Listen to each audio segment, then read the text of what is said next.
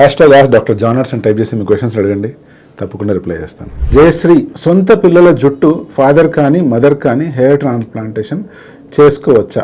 Blood group ఒకటే ఉండాలా? థియరిటికల్గా చెప్పాలి అంటే సొంత పిల్లలు కానీ లేకపోతే ఫాదర్ నుంచి కానీ మదర్ నుంచి కానీ హెయిర్ ట్రాన్స్ప్లాంట్ చేయవచ్చా అంటే గనక ఇమ్యూనో సప్రెసెంట్స్ వాడి థియరిటికల్గా ఇవి చేయొచ్చనే చెప్పొచ్చు.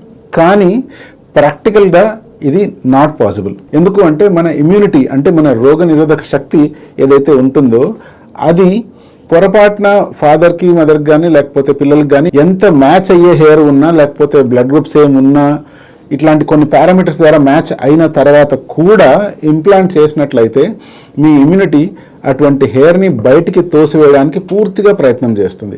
అటువంటి సిచ్యువేషన్లో మనం ఇమ్యూనిటీని స్టాప్ చేయవలసిన అవసరం వస్తుంది. ఇప్పుడు మన బాడీ ఇటువంటి వెంట్రుకల్ని బయటికి ఎలా తోసివేస్తుంది? చిన్న చిన్న కురుపుల రూపంలో కావచ్చు, లేకపోతే ఆ ఏరియాలో పొక్కుల్లాగా రావచ్చు, లేదా రెడ్డిష్నెస్ వచ్చి ఆ ఏరియా చీమ్ పట్టొచ్చు. అలా రియాక్ట్ అయ్యి ఈ వెంట్రుకలన్నీ రాలిపోయే అవకాశం ఉంది. ఇప్పుడు మనమే గనక ఈ ఇమ్యూన్ రియాక్షన్ రాకుండా ఉండాలి అని దీన్ని స్టాప్ చేయడానికి ప్రయత్నం చేసామనుకోండి, ఎలాగైతే బాడీలో వివిధ ఆర్గాన్స్ ట్రాన్స్ప్లాంట్ చేసినప్పుడు చేస్తాము, కిడ్నీ కావచ్చు, లివర్ కావచ్చు, అలా ఇమ్యూన్ సప్రెషన్ చేయడానికి ట్రై చేసామనుకోండి, వచ్చిన ప్రాబ్లం ఏంటి అంటే చిన్న దగ్గు జలుబుకు కూడా మనం భయపడవలసిన అవసరం ఉంది.